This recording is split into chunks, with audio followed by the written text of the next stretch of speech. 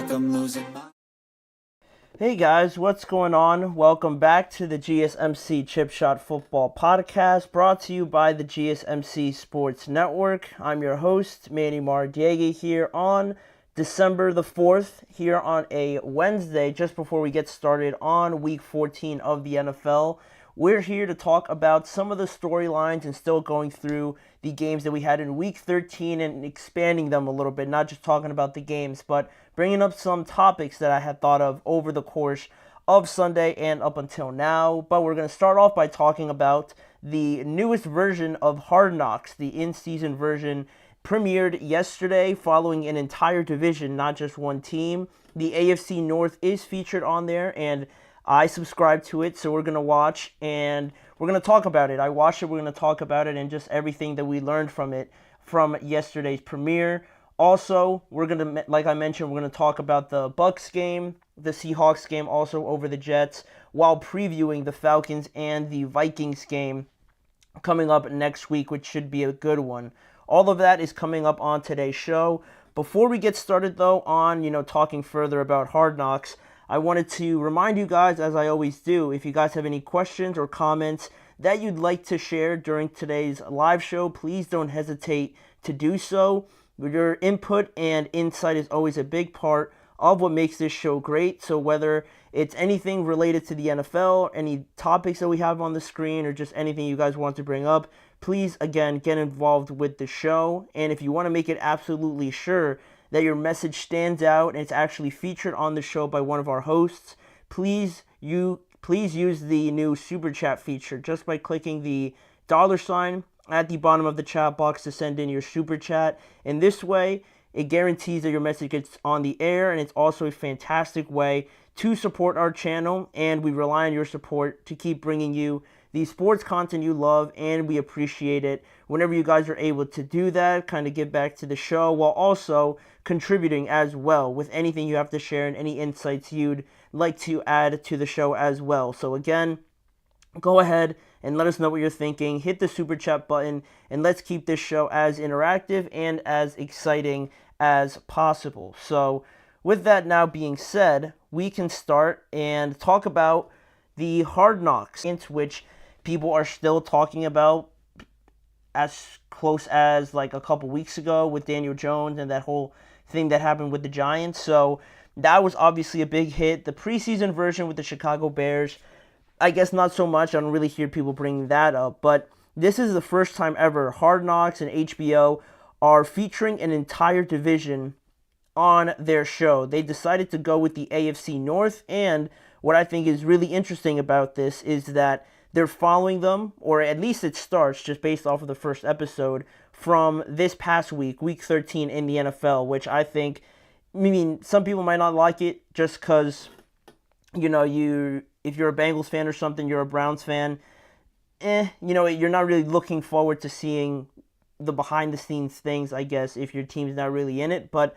I think it's still fascinating, and just based off of the first episode, I'm already hooked. It premiered last night, this new version of Hard Knocks, and I've, just as a disclaimer, I've never really tuned in to watch Hard Knocks, no preseason version, no off-season version or anything like that.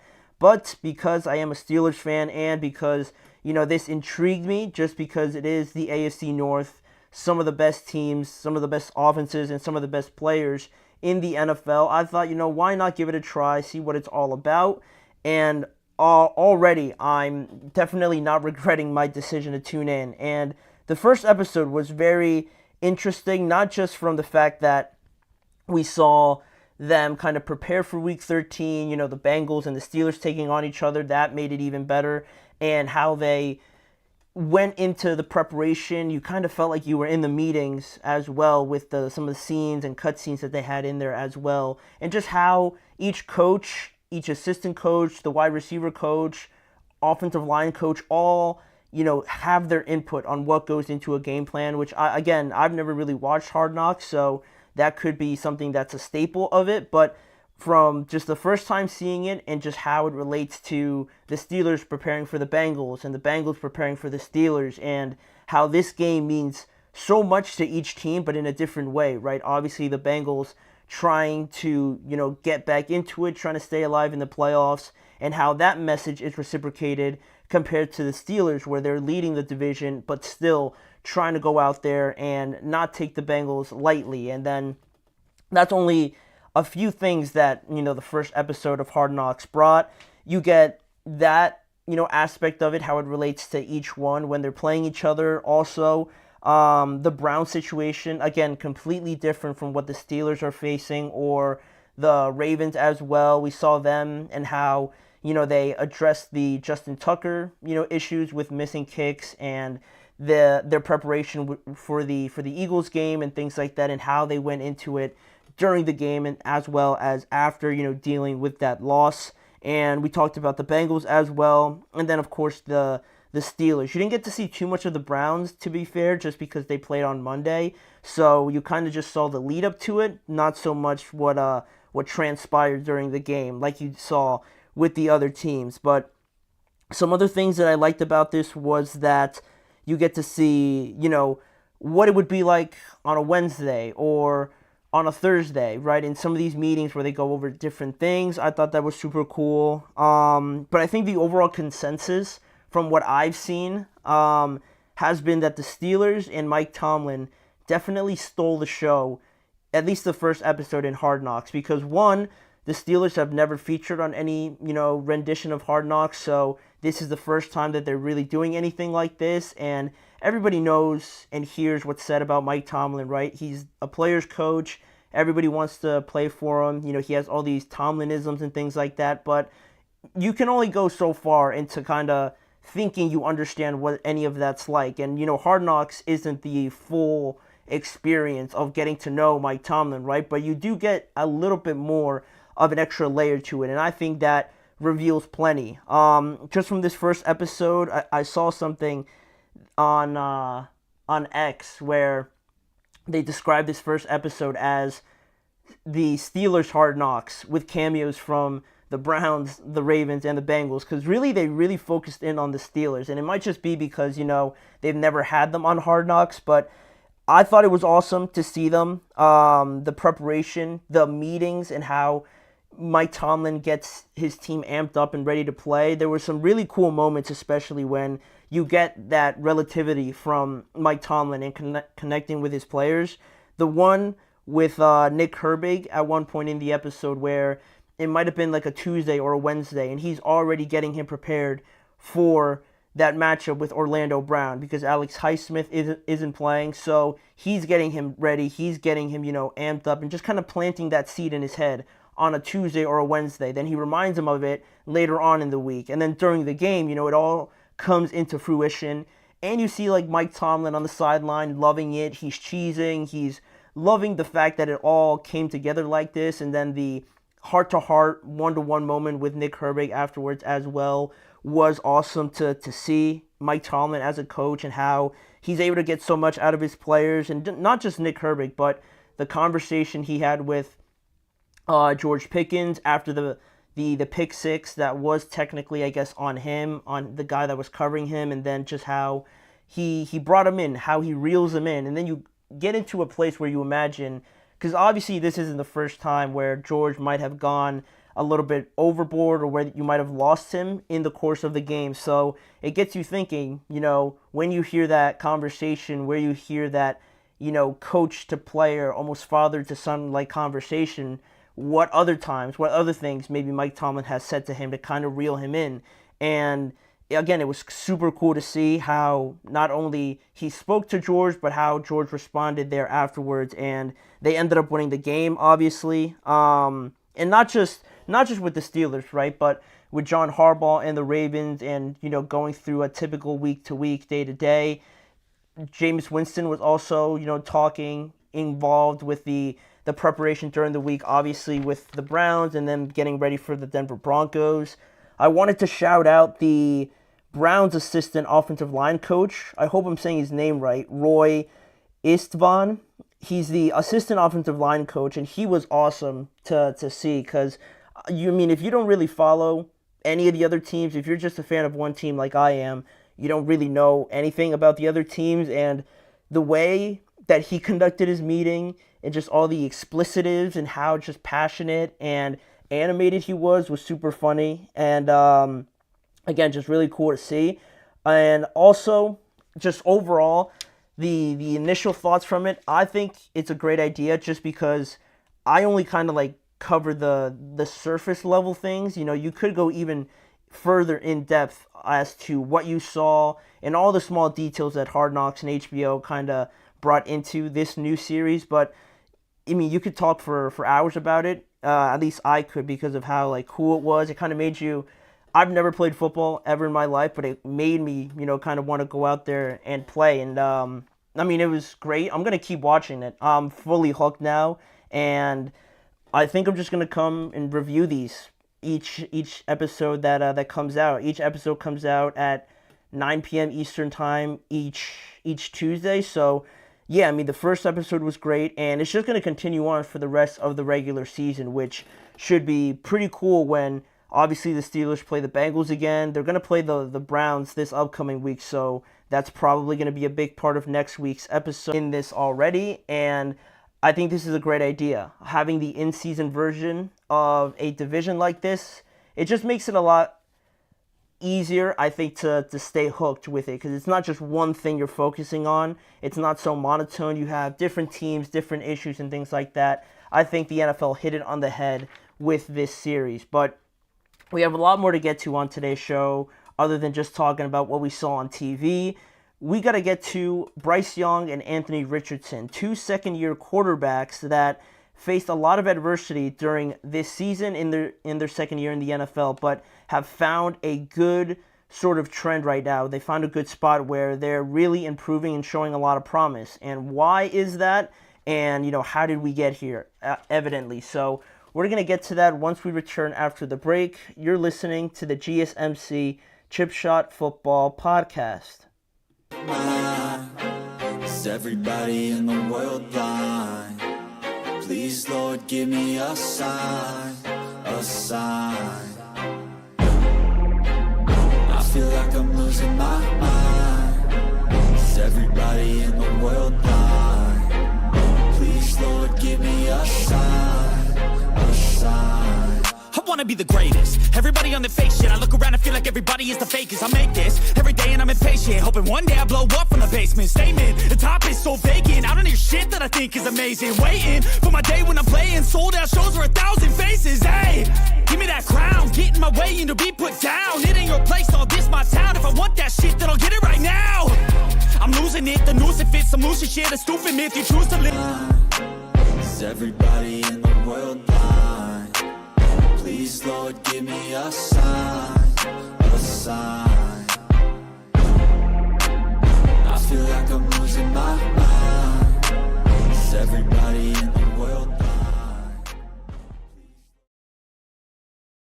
We are back here on the Chip Shot Football Podcast to discuss nothing really about a game or anything like that, but related to one of these games, because this past week we saw some more from two very young quarterbacks in Bryce Young and Anthony Richardson.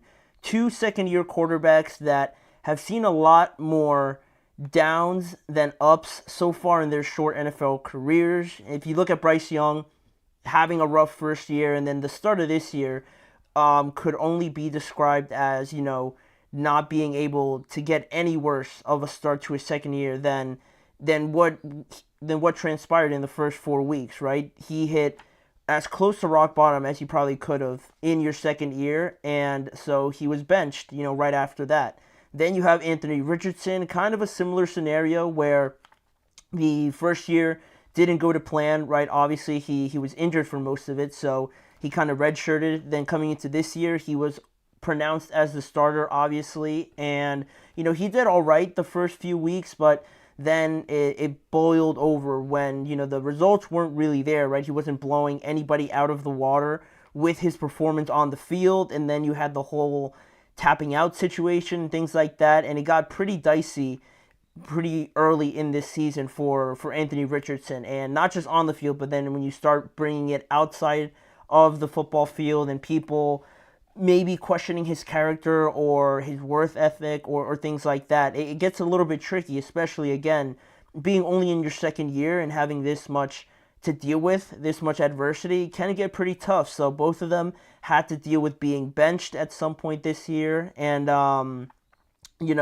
from that point on, despite all of that and all the questioning and all the, the down moments they had to go through as individuals and as a team, obviously, because the Colts were in a bit of a rut. Same thing with the Panthers. They are just now kind of showing some sort of life from their performances. Despite all of that, you look at Bryce Young now, and focusing on Bryce Young here for just a moment, him now coming back to the starting role from week 8 up until now, it's looked like not a completely different player, but you wouldn't be able to tell that this guy, started the first 4 weeks as badly as he did. To now look at him now and see where he is right now, you probably would have a hard time believing it's the same quarterback, but it's definitely looking a lot more promising, and he almost had huge wins. There's still some merit in coming close to defeating the Chiefs and coming close to defeating the Buccaneers this past Sunday, but could you imagine if he got those 2 wins again in the same season where the first 4 weeks were just awful, and then just like months later, a month and a half later, you're defeating the reigning Super Bowl champion and a team that could be the best in your division? How unlikely that seems, right? And he didn't win the games obviously, but being in a position where they almost did and him playing very well, it's definitely a lot better of a spot than where they were, obviously at the start of this season. And, just comparing it, Bryce Young at the start with those first 4 games, he was averaging only 75 yards per game. He hadn't thrown a single passing touchdown, and he had 3 interceptions through the first 4 weeks before he was ultimately benched for the veteran Andy Dalton.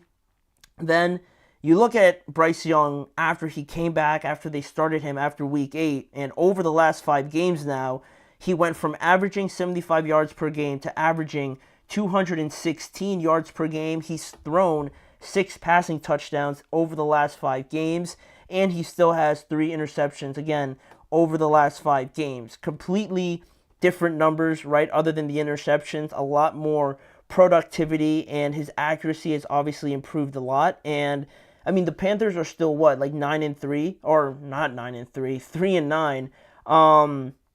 So the record, the wins and losses are pretty irrelevant now because you're not going to go to the playoffs, obviously. But these performances definitely matter when you're talking about development. And we're going to get into, the issues, right, with, mishandling young quarterbacks a little bit later. But it's good to see the Panthers focusing on developing Bryce. And each and every week it seems like he's taking just a little tiny step in the right direction, which is probably all you could ask for after everything they've gone through so far. Being here at this point now is definitely a positive sign that the Carolina Panthers cannot say that they've had a lot of over the last couple of seasons. But that's Bryce Young. That's only one part of the puzzle. Then you got Anthony Richardson, who was benched during week 9, but came back in a lot shorter time than Bryce Young did. He came back week 11. And since then, it's been 3 weeks where he too looks very different than what he did in the first part of the season. Through the first 6 games, he was completing 44% of his passes. He had 4 passing touchdowns and 7 interceptions in his first 6 starts in 2024. Then, once he's come back and once, we've gone through the Lions game, the Jets game, and the Patriots game now over the last 3 weeks, he's completing his passes from 44% now at 52%. He's thrown 1 less passing touchdown, going from 4 down to 3, but he's thrown 2 interceptions over the last 3 games rather than 7. And he's led the Colts to some pretty exciting comeback victories against the Jets and this past week against the Patriots, where he converted essentially the game-winning play, the 2-point conversion, to help the Colts win that game. And they're still in the playoff hunt too as well, where Bryce Young, it's a little bit different. They're just focusing on developing him. The Colts are trying to do that, but also, if the Broncos slip up here, maybe they drop a game or 2 and the Colts continue to win, through Anthony Richardson, and I think it'll only help him even more. So overall, just from what we've seen from Bryce and Anthony Richardson so far, some things to consider is that these two guys are, one, still very, very young. They're 22 and 23 years old. And for as exciting as they may look right now and how, much better they do look from where they started, they're nowhere near, the level that I think you would consider a solid, an average to pretty good starting quarterback. They're nowhere near that. And that's even more exciting as well because they're playing pretty good right now. And seeing the progression, seeing the growth, I think is a huge thing, especially with a guy like Bryce where, he's been through 3 head coaches already, 2 offensive coordinators already in only 2 years. And at the beginning of this year, there was a lot of talks about him having regressed instead of progressed in his second year. There was a lot of people saying that he was somehow getting worse in this situation, how, you start bringing in the trade and the outside, consequences, I guess you could say, of the Panthers trading so much for him and then just adding more pressure and piling it on Bryce Young, where really, that's not really his fault that the Panthers traded all of that away to get him when they knew the situation wasn't ideal, but, it gets piled on Bryce. So the area, the, skill sets that they have right now, it's exciting, it's improving, right? But it's nowhere near where you'd like an average to pretty good quarterback, starting quarterback to be, which makes it even better, I think, for the Panthers and the Colts. And also looking at Anthony Richardson so far too, he's 22 years old, and he came in a little bit differently just because he only threw 393 passes in college before making that massive jump to the NFL. So he clearly needed a lot more room to kind of go through, get better, have some bad moments, and all of that was going to eventually pay off, right, if you put in the time to help him out. But of course, he gets injured his first year, so you kind of lose a year there, and you feel more urgency coming into this year, so that's a little bit annoying. But I think when I'm talking about these two quarterbacks and people want to bring up the benching and how it was such a great thing for them, I think in a situation like that, or at least in both of these situations, the credit and the merit, I guess you could say, should go to Bryce and Anthony Richardson, not so much the organizations for actually benching them. I think a lot more credit should go to Bryce and Anthony Richardson for, accepting being benched, because it's not anything easy, right? Bryce was the first overall pick, and then you see like CJ and all the success he's had, and then Anthony Richardson gets selected at number 4, and it's the same thing. They're not really having the success CJ is, and that begins to weigh on you, right? Even if they won't admit it, it's something that's always being brought up, especially being in the same draft class and all of them being drafted top 5.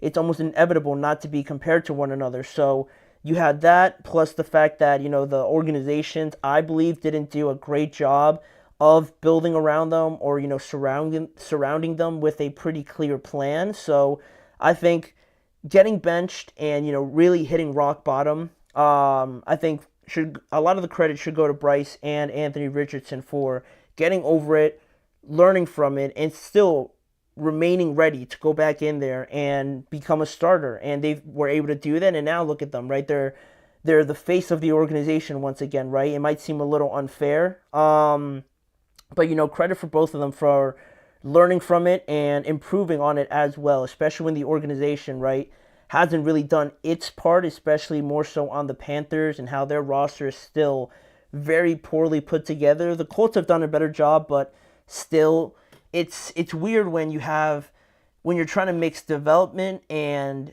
being patient with a young quarterback like it should be, with guys trying to preserve their jobs, right? Like Frank Reich, like Dave Canales, right?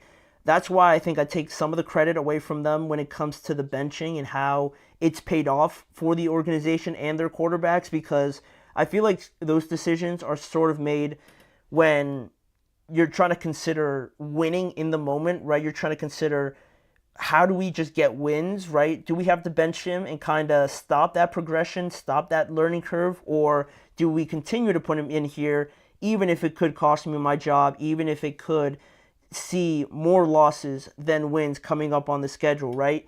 That's why, you never really know why organizations bench their quarterbacks. Is it because they think it'll do them well, or is it because they just want to win some games to eventually kind of save their jobs, right? But that is what it is now.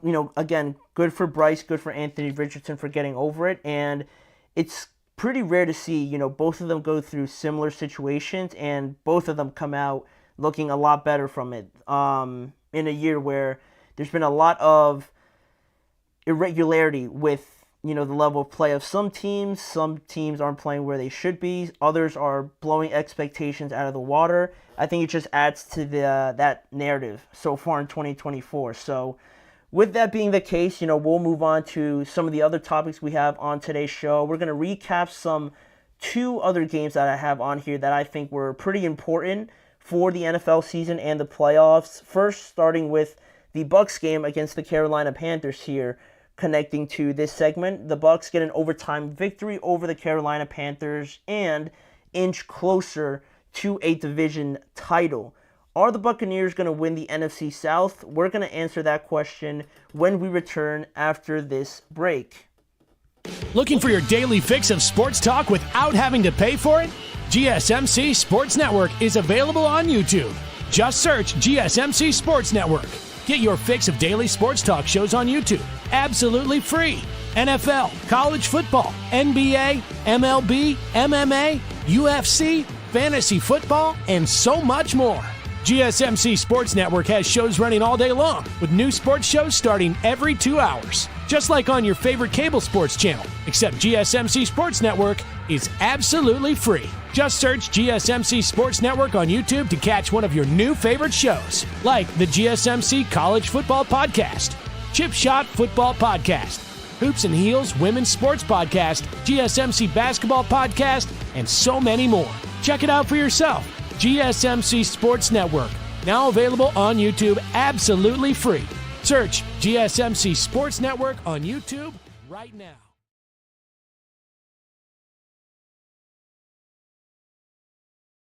Jumping back into the action now to go over a couple more games that were pretty impactful to where we are right now in the NFL season regarding the playoffs and teams jostling for a position here. I wanted to bring up the Bucs game and the Carolina Panthers game because it was pretty exciting for, the build-up to this game. Maybe you didn't think it was going to be that exciting because of the Panthers and obviously where the Bucs are, right, in, their stage of their team building. But this one was very close, obviously, by the score. And if you watched it, there was a moment right after the Panthers got to the end of the game and they scored that touchdown where you're thinking, like, this could be one of the massive victories that the Panthers get this year. They missed out just barely on the Chiefs, but this could be their moment. Obviously, it didn't go that way, but overall, the Buccaneers were really flirting with a defeat here to the Carolina Panthers that would have definitely been a huge, just hit to their playoff chances. If they dropped the game to the Panthers, where there's going to be tougher games coming up, it would have definitely made their playoff chances just really disintegrate from that point on. And also, especially, there was a scary moment just for the Buccaneers in that third quarter where Baker Mayfield went down and there was some worry that it was an Achilles injury just based on how it looked. And Baker Mayfield even said it afterwards how he also thought it was his Achilles, but it just turned out to be that somebody actually just stepped on him and something like that. But if you consider the loss and you consider the potential loss also of Baker Mayfield, that really would have been a catastrophic afternoon for the Buccaneers. But luckily, they came out at the end of it pretty much unscathed. But Baker Mayfield returned in that game and helped them get a gritty overtime victory over the Carolina Panthers. It was a 26-23 final score to secure back-to-back victories for the Buccaneers after coming off of their bye week, and now they sit with a 6-6 record, tied for first in the NFC South, whereas the Panthers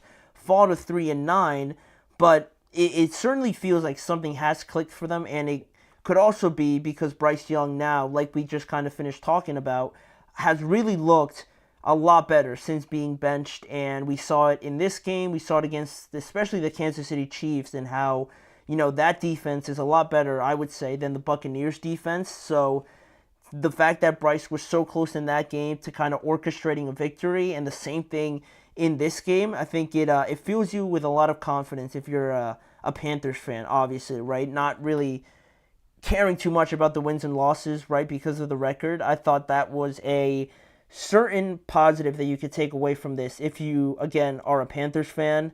Then some things that were interesting about this game that I kind of forgot was that Baker, his former team that cut him back in 2022, so that's an interesting piece of news that I kind of forgot about, because that was definitely not the most glamorous portion of Baker Mayfield's career. Obviously, one that I'm sure he tries to forget, but he definitely doesn't miss a chance to kind of stick it to his old team, certainly. He's still undefeated against them. Also for the Buccaneers, Bucky Irving, their rookie running back, ran for a career high in this game with 152 rushing yards. That really helped them out and helped keep their offense, flowing, obviously, for the majority of the game.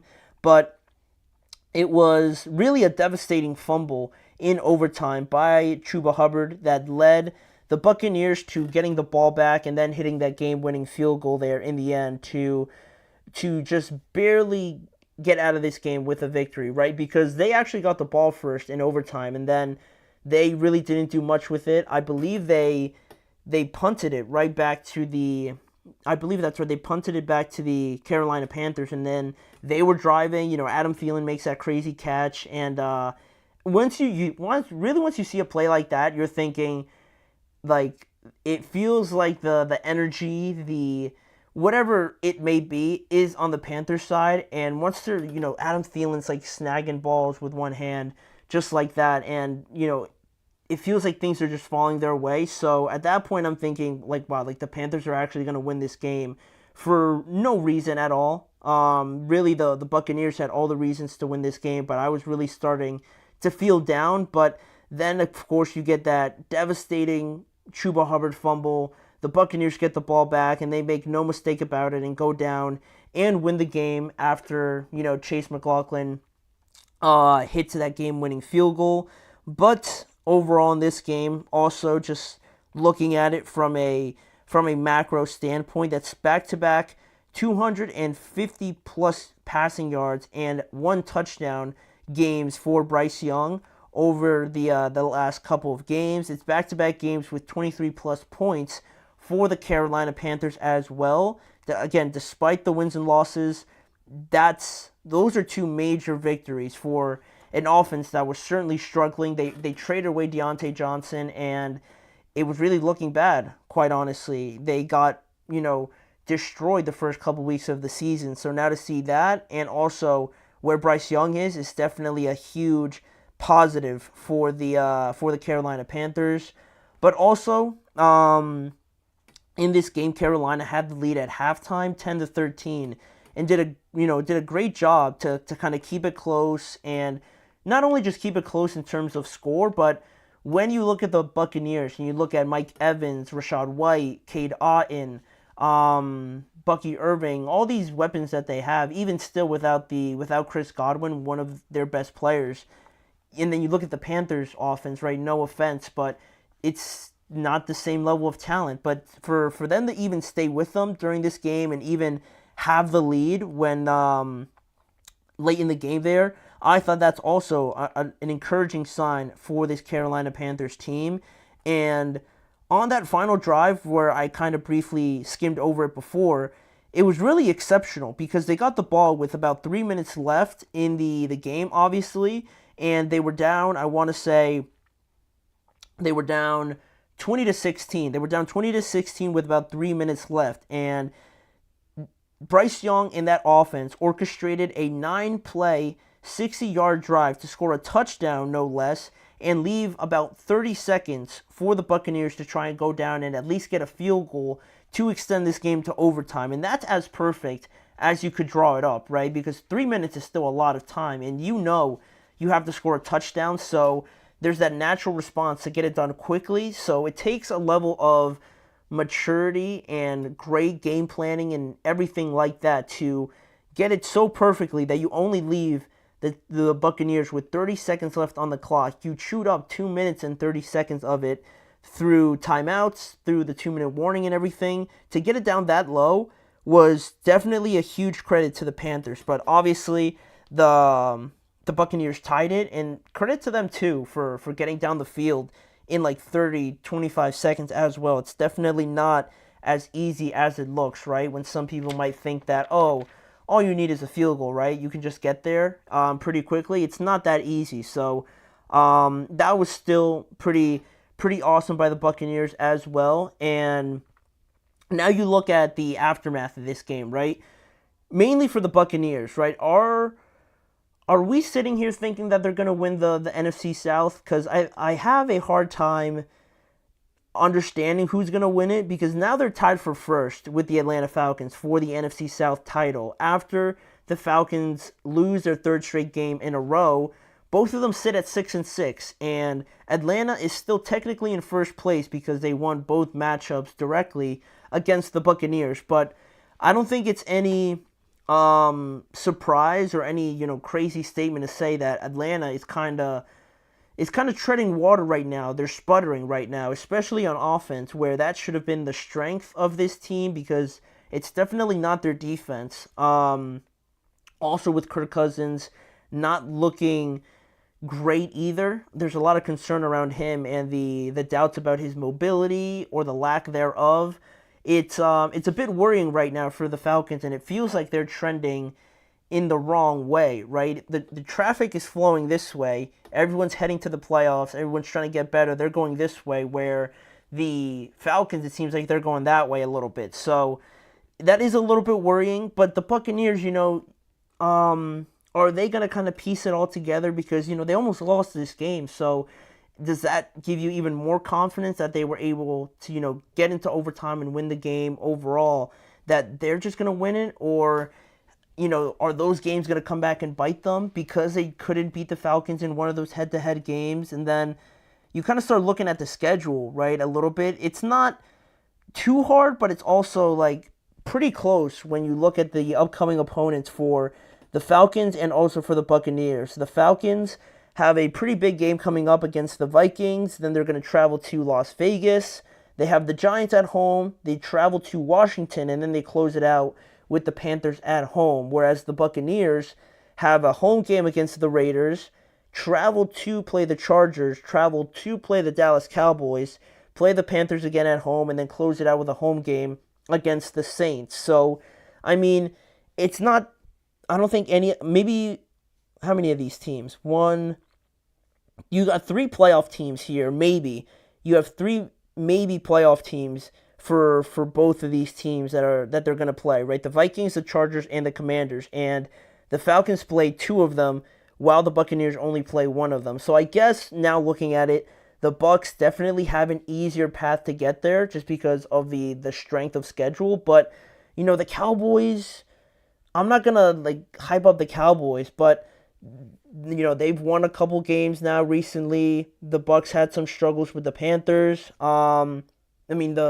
The Falcons, I don't know how I can really hype them up because they play the Vikings and they're not looking great. The Falcons aren't. They still play the Commanders away in Las Vegas. Could probably be trickier than it should be.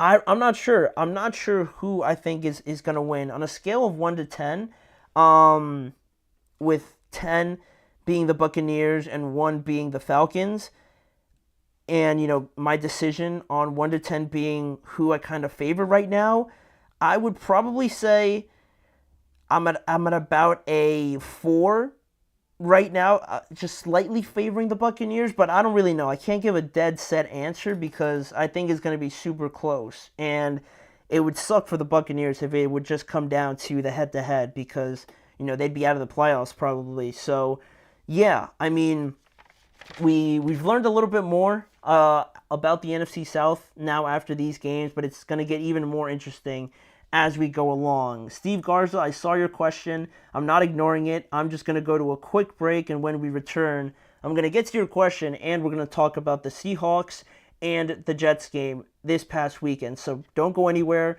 We'll be right back.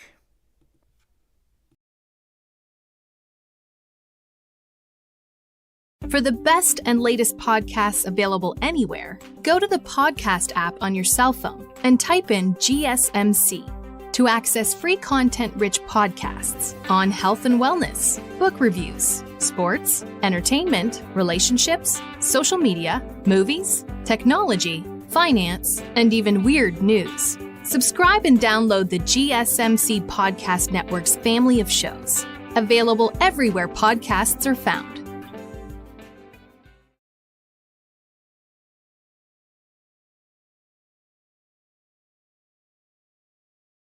Back here to join the action once again, Steve Garza. Thank you for joining the show. And the question was Flex 1, Pacheco, Hopkins, Njoku, QJ. I'm starting Jonnu in the tight end spot. If I were to pick, I'm assuming that's what the question is. Out of those guys, I would probably go with Pacheco. I'm a big fan, advocate also of the running backs over the wide receivers. I've come to learn that this season with my inability to draft running backs as well in fantasy. So I would definitely lean towards the running backs, because I mean, who do the Chiefs play this week? I don't even know. Who do they play? They play the Chargers. So yeah, I mean, I think I would go with Pacheco there. I would go with Pacheco. That game's going to be close, I feel like. I mean, all the Chiefs games are close. So I think Pacheco, despite the injury, I'm feeling pretty confident about him. That's just me, though. Take that for what you will. But on the regular scheduled show here, the Seahawks game and the Jets game. One that might not, again, seem too exciting, but this was a pretty big game for the Seattle Seahawks, and it makes me think, kind of a little bit like the Buccaneers, are the Seahawks now not the best team in the NFC West, but are they playing the best football right now? And I think those two things are very different. They sound similar, but they are different things in my mind. So, getting to it and getting to this game, Seattle, They faced a 14-point deficit early on in this game, and, traveling across the country to play New York, a pretty bad start, you could say, right, obviously, but after coming off of their bye, they win their third consecutive game after that bye week, like I said, and the final score ended up being 26-21 in favor of Seattle, and they are now still one game up on the Rams and on the Arizona Cardinals in that division, and why that matters, right? Why I kind of asked that question about the Seahawks, about whether or not they're just playing the best football right now. Not the best team, they're just playing the best football, is because playing the best football at this point in the year, you could make an argument is probably the only thing that matters. Not really, blowing teams out or getting to, other things, right, that goes with, the team and different aspects of it, right? Just make sure that you're able to play your best football at this point. You're getting to your peak at this point of the year rather than, falling flat, if you would. That's really the most important thing that you need to consider at this point in the year. And again, I emphasize that the Seahawks, in my opinion, are not the best team in that division. I would say the Rams are better in terms of talent, and fully healthy, probably the 49ers. But the Seahawks are playing the best football right now, and I think you saw it in this game, which we'll get to in just a little bit. But on the other side of things, the Jets, I mean, different conversations, right? When you're talking about the Jets and you're talking about the Seahawks, obviously the Jets lose their third game in a row since defeating the Houston Texans back on October 31st. And, in this game, they started off with that lead, but The first half was definitely the most positive part of this game for them because they were held scoreless the entire second half. And you had other storylines like Geno Smith facing off against his former team. Some controversy with the referees also adds excitement to it because on the game-winning drive that ultimately ended with Zach Charbonnet scoring a touchdown to give the Seahawks that lead, there was 4 penalty flags called on the New York Jets defense, and there was 4 called on that drive and 12 in total for the Jets on Sunday, which I believe DJ Reed said after the game that that the refs should be like ashamed of themselves or something like that. Clearly, it was a big deal, right? I didn't catch every play of this game, but that is a huge thing that obviously would sway the outcome of this game. So that was a bummer for the Jets overall, but I'm sure obviously the Seahawks aren't complaining. And there was a lot of crazy things that happened in this game. You can't forget about, again, I hope I'm saying this name right, Kenny in Wagwu.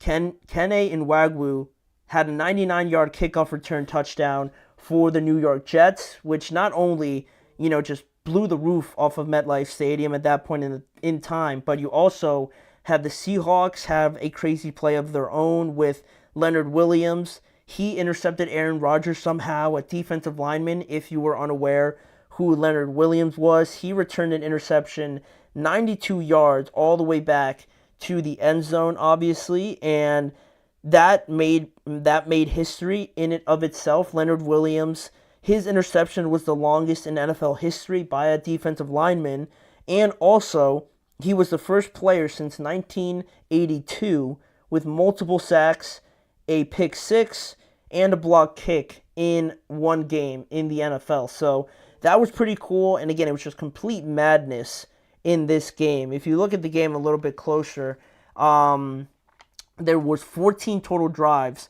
by both teams in a wild first half that was 16-21 at halftime in favor of the Jets.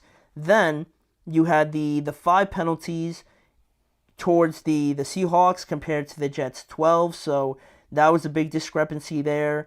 Both of these teams had 2 turnovers that they forced, so it was pretty even at that standpoint. And in the difference makers, or what's supposed to be the difference makers in these games, are the quarterbacks, or the veterans, the legendary kind of guys that do make up some of these teams, right? You look at Seattle with DK, JSN, Leonard Williams in his own right as well. Devin Witherspoon is an exciting young player. They have a lot of playmakers, but the Jets have the legendary quarterback, right, Aaron Rodgers, and it's another game where, yes, it is disappointing. Yes, it is lackluster. I think those would be pretty accurate descriptions of it. But really, it was unimpressive, right? But there was just the fact that there was a couple missed throws that, usually he makes. Usually he makes those kind of throws. And I've been pretty hesitant about, just saying like, oh, it's Aaron Rodgers, right? They stink because it's Aaron Rodgers. He's not playing to the Hall of Fame level that he should be. But I've been pretty hesitant to hold off on that. But again, in this game where he is missing those throws, and it just feels like it's uncomfortable in this offense, in that uniform, I think he continues to look worse and worse in that Jets uniform. And then when you consider the fact that, Davante Adams and Garrett Wilson, right, 2 phenomenal weapons that you can have at the quarterback position. Davante Adams was targeted 12 times and Garrett Wilson was targeted 10 times, and both of them had 5 receptions. So it doesn't exactly scream efficiency, or it doesn't exactly scream that this offense was just humming down the field in the entirety of the game. It suggests and it kind of emphasizes those struggles in the second half because they weren't able to put any points up at all in the second half. So those struggles on offense, that disconnect obviously is there with Aaron for whatever reason with the offense and the receivers, Davante, Garrett Wilson, really Breece Hall too. It just feels like it's not all there for whatever reason. And again, I don't like saying that it's just simple as Aaron Rodgers just isn't the same guy, because I think it has to be more complicated than that. So, I mean, it's the same story with the Jets so far, or at least through the last couple weeks. But it is what it is right now on that standpoint. But, you look at Seattle, and going back to that question, because I think it is pretty interesting, because they are, to me, on that question, I believe they are playing the best football. But again, I don't think they're the best team in that division, right? If you look at certain positions, right, the wide receivers in this division, you have DK, Jackson Smith and Jigba, and we'll throw Tyler Lockett in there, right? Then you have Puka Nacua, Cooper Kupp, Demarcus Robinson, you could say. Then Debo, Brandon Ayuk, George Kittle, Juwan Jennings, right? And the Arizona Cardinals, Michael Wilson and Marvin Harrison Jr. and Trey McBride. DK, Jackson Smith and Jigba, he's had a very good year. And Tyler Lockett, I would probably have them like second at most. You can make an argument with Debo and Brandon Ayuk, but I think Puka and Cooper Kupp are more talented and are better receivers than both of those two guys. So that's one thing. The quarterback position, obviously, I think a lot of people would take Matthew Stafford over all those quarterbacks probably. So that's the quarterback position. The running back position, same thing. Christian McCaffrey, Kenneth Walker, James Conner, and who else am I forgetting? Kyron Williams. At most, maybe Kenneth Walker's probably, again, 2 at that point, but he's not the best, right? And then you could probably make the argument as we go down the line of positions, right? So that kind of just suggests my point that the Seahawks are not this stacked team. They're not the best team in that division, I think, pretty convincingly. But they're just playing the best football right now. Their defense is a lot improved. Leonard Williams, he had a monster game. Devin Witherspoon in that secondary is playing a lot better. They're getting turnovers. They're getting to the quarterback especially too.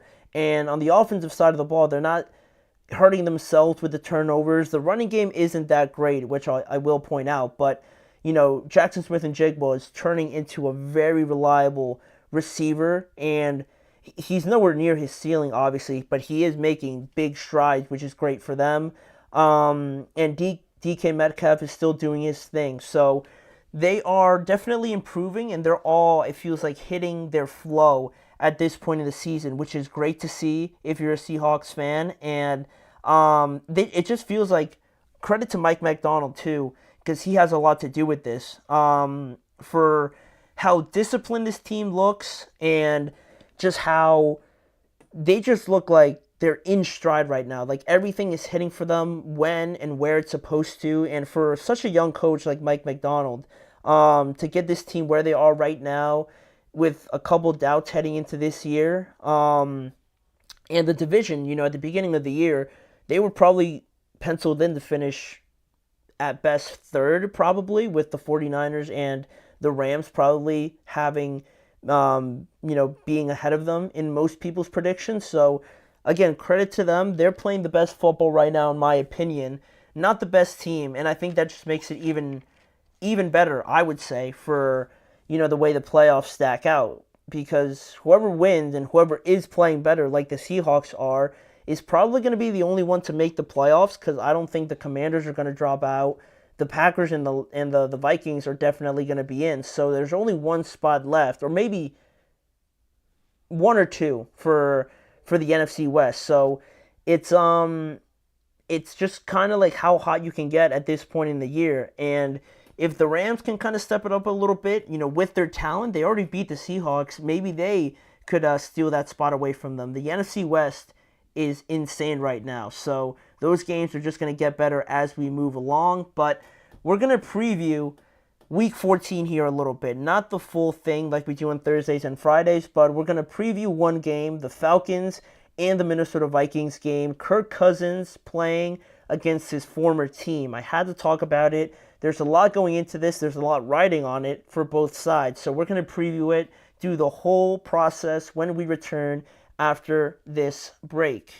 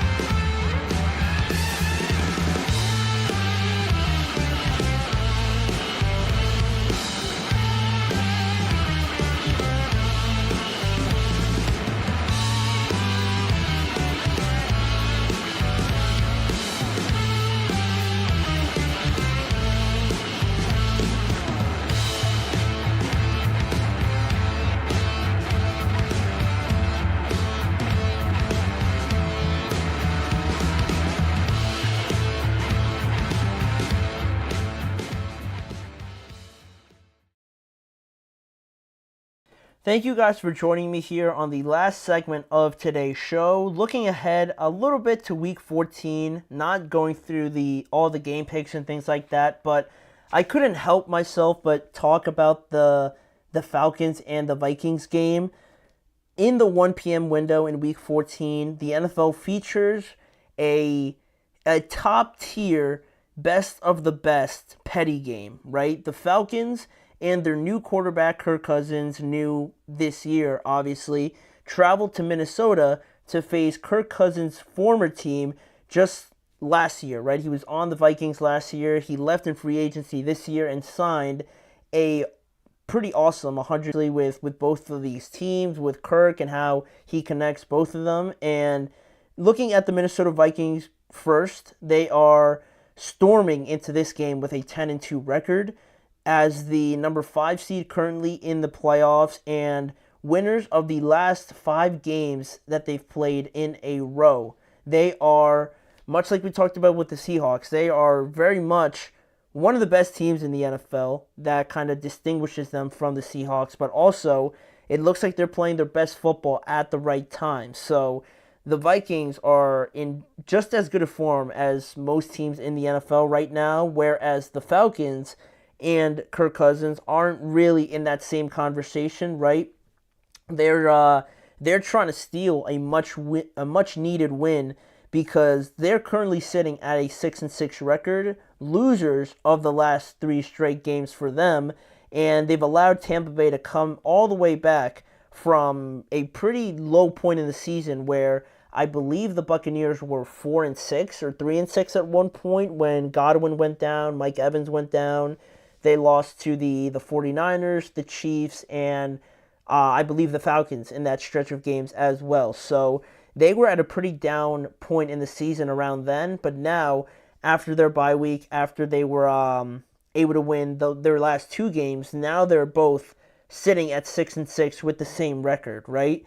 And I would have to assume the Falcons are definitely starting to feel that pressure, right, of not giving up this lead, especially because when you beat a division rival twice in a year, you know, that should be pretty good to at least finish above them in that division, right? But it's obviously not looking like that, at least right now, because both of the Falcons and the Buccaneers are trending in opposite directions, it seems like. And as things stand right now, it's funny because this matchup could be a little playoff preview because as the standings are right now, the Falcons are the number 4 seed, and I just mentioned the Vikings being the number 5 seed, so they would match up against each other in the first round of the playoffs, right, in the wild card round. But the game would take place in Atlanta, obviously, not Minnesota like it is this week. So this could be a little preview to what we see in the playoffs potentially, which would obviously be more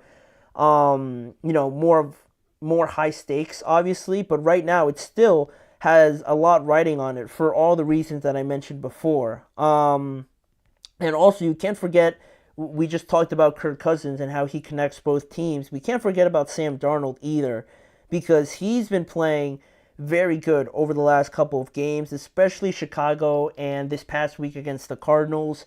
He was pivotal in getting the victory over both of those two teams, and I think there was a moment in the season where he might not have been playing great. The offense was not looking as blemish-free as it might have looked at the beginning of the year, but he's really been a big part of turning that around, and he's led them to some pretty exciting wins over the last 2 weeks against the division rival in the Bears, but also a very keen Arizona Cardinals team as well. And sticking with the Vikings here for just a little bit, looking at them, and it's only Wednesday, so there's not a lot of injury news. The only one for the Vikings that is pretty significant is Stephon Gilmore. Their defensive back suffered a strained left hamstring last week, and he's questionable as of right now at like 7:30 p.m. Eastern time on a Wednesday. So you don't really know where he'll be on Saturday or Sunday, obviously, but he's one of the most significant ones to keep track of going into this game. Then, I mentioned the Vikings and how they kind of hit a lull a little bit in this season, and what I meant by that was the 12-7 victory over the Jacksonville Jaguars, not the most impressive, obviously. Then you get that 21-13 victory over the Indianapolis Colts, which is a win. Obviously, that's great, but the first half definitely did not look great. There was a lot of mistakes, and it just looked pretty sloppy. Then the second half, obviously, it looked better, but you need to be more consistent. Then also you had losses to the Los Angeles Rams that weren't great either. You know, the offense started pretty well, then it just died off, and it got overwhelmed by the Rams offense, right?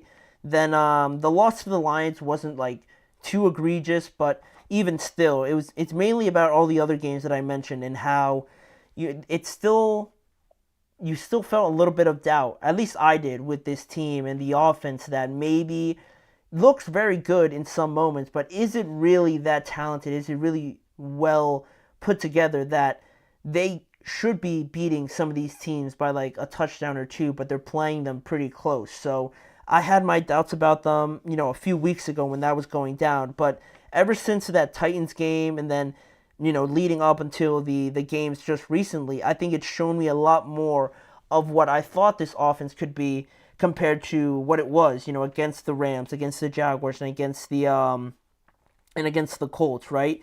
And Sam Darnold had a lot to do with that, right? He upped his game a little bit more. He started spreading the ball out to Jordan Addison, who's had a few good games. TJ Hawkinson, it looks like he hasn't missed a beat since his injury. So that's all that I think fills me with even more confidence now that the Vikings, I would put them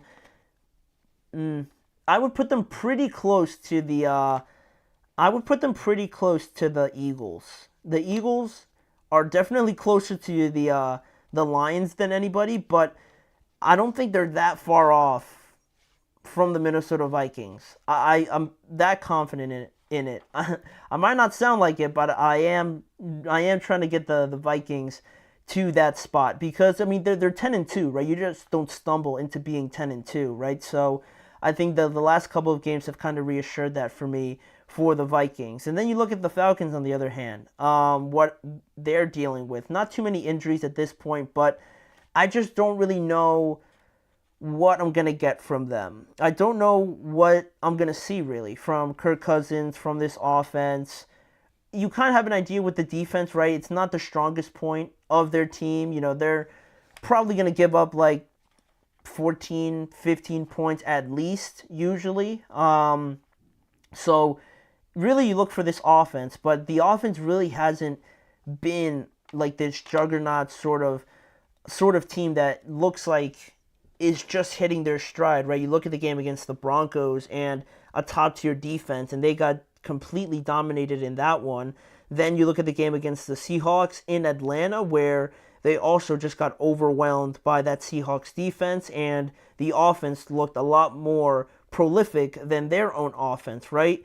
Then you look at this past game where somehow the Falcons defense comes through and they play a great game, but the offense again, and really Kirk Cousins throws 4 interceptions, and it's just another bad performance overall. So, this is still the same team that handed the Eagles one of their losses, right? So it makes you think that they have the capability of playing some of these teams very close. But again, you just don't know. The inconsistency is a big worry, and it's not great when your quarterback is one of the hesitations or the doubts that a lot of people may have when it comes to your team. And it's not like Kirk Cousins is being made out to be the worst or the only problem, right? But he is, you can't deny, one of the things that, looking at his recent performances, that you look at like, is there something there that we have to worry about, right? It's not like he completely swipes away those doubts. So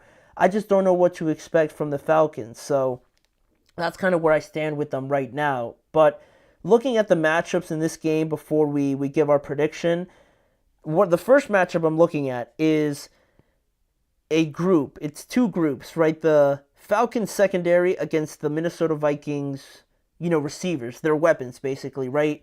Hawkinson, Addison, Justin Jefferson, obviously, Jalen Naylor, and a couple of the tight ends that they have. Even Aaron Jones will throw in there as well. How can that Falcons secondary kind of slow them down a little bit? Because they have weapons everywhere, right? You're definitely going to need like 2 guys on Justin Jefferson, maybe even 1 more, maybe. So that's a lot of attention going to Jefferson, right? But then the middle of the field, right, with TJ Hawkinson, the short game with TJ Hawkinson, making sure you know where he is at all times. But then once you get through those 2 guys, who's on Jordan Addison? Is it your 3rd best cornerback on him? Or, what's the plan with him? And then you look at the running game. When you're focusing on not letting anything behind you, do you take away the bodies around the box? And now is Aaron Jones having a massive day? So it's going to be a big ask for this Falcons defense, which again hasn't been their strong suit. So depending on what the outcome of that matchup is, it's going to determine the outcome of the entire game. Obviously, then the other matchup I'm looking at is Bijan Robinson going up against the top-rated run defense for the Minnesota Vikings. You have Phillips in there, you have Jonathan Grenard, who's been great, and really just their whole front 7 with Alex Van Ginkel coming down and whatnot, and Blake Cashman, excuse me. Those 2 guys are very underrated. It's a huge part of this offense and how successful they are. So is he going to be taken out of the game, or is he going to take it to this defense? Whatever the outcome is, it's going to throw the other one a lot off of their game. So that's obviously going to be a huge determinant in this game. And then lastly, I have the Falcons offensive line going up against the Vikings number 4 pass rush, front line, defensive line, basically. The Vikings have 39 sacks this year. They're number 4 in the NFL in that regard. And again, they come after you. They get to that quarterback. Brian Flores does a good job of bringing the blitz, showing you different things, confusing you. A lot of what the Chargers did, and they were pretty successful with altering Kirk Cousins, obviously. And they didn't even sack him, really.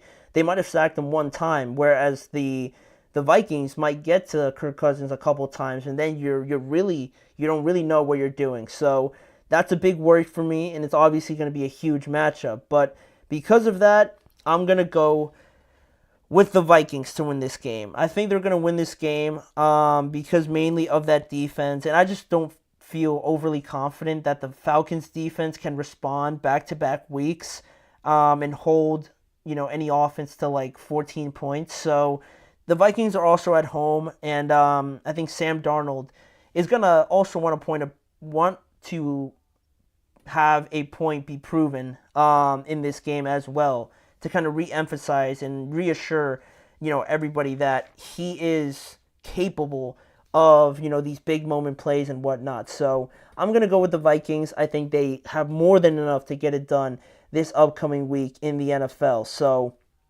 with that being said, now that does conclude our show for today. Thank you guys for joining me. Please remember to like, follow, and subscribe to the show, as well as following the network on all forms of social media. And if you want to see more of the Chip Shot Football Podcast, check out the Podcast Network channel and the GSMC Sports Network channel on YouTube. Just look for the title of the show, and you can catch more coverage around the NFL with more live shows, individual videos, and just more coverage around the NFL just in general. But also, lastly, if you want to see more of the live shows and be a part of the conversation, join me each and every weekday at 6:30 p.m. Eastern Time for more coverage with me, Manny Maradiaga, as your host. Thanking you guys for joining me, and I'll see you guys back here again tomorrow, where we're going to start previewing Week 14 in the NFL.